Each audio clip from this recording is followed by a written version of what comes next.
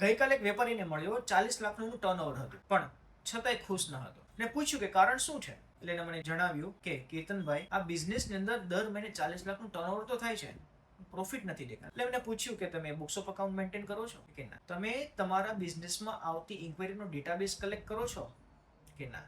હા, મેસેજ આવે છે, પણ અમે એને કોઈ ડેટાબેઝ મેન્ટેન નથી કરતા. પછી મેં એક મોસ્ટ ઇમ્પોર્ટન્ટ વાત પૂછી કે તમારા બિઝનેસમાં જે પણ ઇન્ક્વાયરી આવે છે, જે પણ બિઝનેસ આવે છે, જે પણ લીડ્સ આવે છે, એ કયા સોર્સથી આવે છે? એમાં તમે કેટલું ઇન્વેસ્ટ કરો છો? એનું કોઈ તમારી પાસે ફિક્સ ફિગર છે ખરા? કે ના?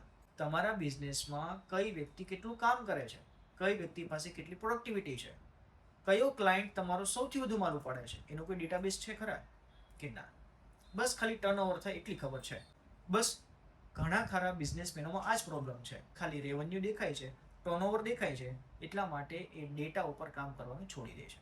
એટલે તમારા બિઝનેસની અંદર કેપીઆઈ જો તમે નહીં જાણો, એટલે કે કી પરફોર્મન્સ ઇન્ડિકેટર, એ સૌથી વધુ કયો પ્રોફિટ બનાવીને આપે છે, તો તમારા 40 લાખનું ટર્નઓવર કે 40 કરોડનું હોય, પણ એક સમય ઝીરો થઈ જશે. તમને ખબર જ નથી કે કયા સેગમેન્ટમાંથી સૌથી વધુ પૈસા બને છે અને કયા સેગમેન્ટ સૌથી વધુ પૈસા તમારા બંધ કરી રહ્યું છે.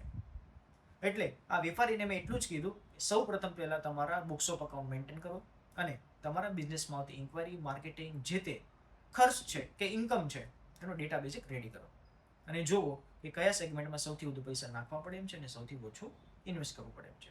તો તમે લોઅર ઇન્વેસ્ટમેન્ટની અંદર હાઈ પ્રોફિટ પણ લઈ શકો છો. એટલે ડેટા એ આવનારા સમયનું ન્યૂ ક્રૂડ ઓઇલ કહેવાય એ સમાન છે. એટલે હર કોઈ બિઝનેસમેનને ડેટા મેન્ટેન કરવો ખૂબ જરૂરી છે.